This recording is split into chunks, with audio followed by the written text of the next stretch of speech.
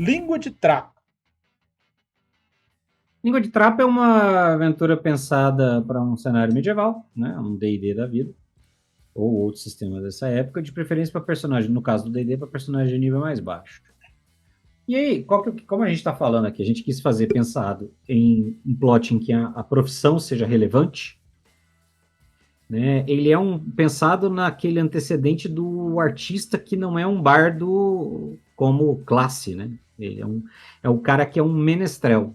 Ele é apenas um artista. Ele não enveredou para o caminho em que ele começa a usar a magia nessas coisas, né? Nem todo artista necessariamente avançou em estudos sobre o uso de magia. Tem gente que é simplesmente artista.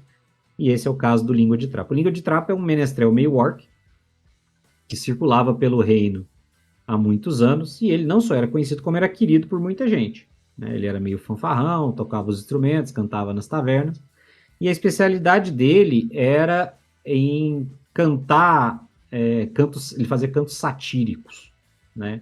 O nome Língua de Trapo, né, o apelido dele vinha diretamente disso, do fato de que ele viajava de cidade em cidade, contando histórias de traição conjugal, de vergonha passadas, de pequenas trapaças, esse tipo de coisa. E ele fazia, era uma coisa às vezes meio cordel, assim, uma coisa bem. E essas histórias eram sempre contadas com os nomes genéricos que ele dava para os personagens. Eram sempre os mesmos nomes. Então, assim, o protagonista era sempre um nome X, aí se tinha uma mulher protagonista, o nome era Y, eram sempre os mesmos nomes. E que ele contava desse jeito, mas muita gente jurava, e ele nunca negou nem confirmou isso, que fossem histórias reais.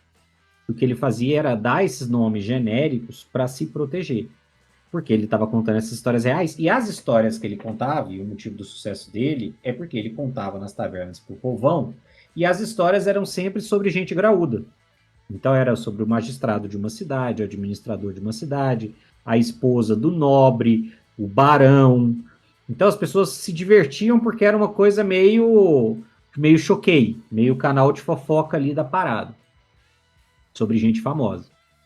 E a fama do Língua de Trapo era, nesse sentido, era tão grande que muita gente ia assistir as apresentações dele quando ele chegava na cidade, na esperança de ouvir alguma história e, com base no que ele estava falando, tentar deduzir de quem eram as histórias de verdade, ou seja, tentar descobrir a partir do que ele estava falando quem eram os personagens que ele estava escondendo com os nomes ali.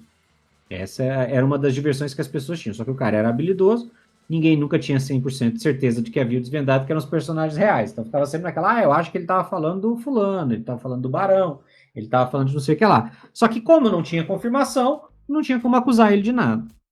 O problema é que aparentemente em algum momento ele errou essa caminhada em cima da linha ali, né? O cara deu uma desviada no rolê. Porque o Língua de Tapa acordou com a boca cheia de formiga. Um dia ali, encontraram ele num beco atrás de uma taverna. E para que não restasse dúvida sobre o motivo do assassinato, a língua dele foi arrancada da boca. É uma forma de mostrar que ele falou demais. E aí foi um crime, um baque na cidade, ele era um ídolo das multidões, aquela coisa toda.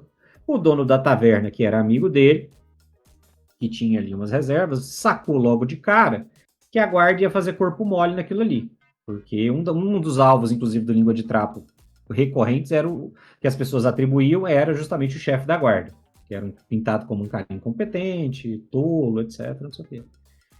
E aí o que ele vai fazer é contratar o dono da taverna, vai gastar uma graninha que ele tem ali guardada para contratar os aventureiros para descobrir quem era o responsável, quem foi o responsável pelo assassinato. E aí as pistas que eles vão ter vão ser as histórias contadas pelo Língua de Trapo na apresentação da noite anterior. Porque a teoria, né, do contratante é de que o cara foi morto porque alguma das histórias que ele contou na véspera provavelmente era verdadeira. E talvez a pessoa tenha se identificado ali e tudo mais. E aí eles vão ter que investigar para descobrir, a partir das histórias contadas, tentar chegar a quem, né, um nome que teria sido mencionado. E aí, para deixar a coisa mais complicada, qual que é a minha ideia? É que o mandante do crime tenha sido o juiz da cidade, né, que é um nobre que foi escolhido pelo rei, ou pelo barão, ou pelo príncipe, ou quem quer que seja a autoridade maior, e esse cara é a lei naquele local, né? E aí, a história que o Língua de Trapo contou, e o que teria sido, seria de uma traição, né, que esse cara teria traído, estaria traindo a esposa, e o problema é que, no caso do juiz, né, ele de fato traía a esposa, e o dinheiro da família vinha todo da linhagem dela. Então a revelação da traição poderia arruinar o cara. A mulher poderia se separar dele, ele perdeu o dinheiro e perdeu o poder que ele tinha. Então ele vai lá e manda o capanga matar o língua de trapo. Como ele é o juiz, você não tem como punir ele, porque ele é a lei ali. Você não vai conseguir levar isso adiante. Qual que é a única forma que você vai ter de punir esse cara? Vai ser descobrindo que a história era sobre ele, descobrindo que ele estava traindo a mulher e descobrir provas da traição. Não do crime, mas da traição, para revelar elas publicamente de uma maneira que o juiz não consiga punir o grupo. Porque o que vai ferrar o juiz é se a traição dele vier à tona e for revelado. Então, o objetivo é descobrir que foi o juiz que causou, que mandou matar, e descobrir que ele estava traindo a mulher e as provas de que ele estava traindo a mulher. É um plot de fofoqueiro, como o Sons Oscari falou ali. E aí o detalhe mais bacana para mim, que pode ser curioso, é o Língua de Trapo nem sabia dessa traição. A história que ele estava contando era de outra pessoa. Mas o juiz estava tão paranoico com a situação que quando ele ouviu a história, ele achou que o cara estava falando dele. E mandou matar o cara achando que ele ia se enrolar. E aí, no final das contas, se ele tivesse ficado quieto, nada disso teria acontecido. Mas como ele mandou matar o cara, os personagens têm a função agora de trazer a história à tona. Plot de fofoca é bom, né? Principalmente porque vai ter muita interação social e como que você arruma provas? O que é uma prova dessa traição? Você vai ter que tem que ter testemunha, tem que convencer essas testemunhas para te falar.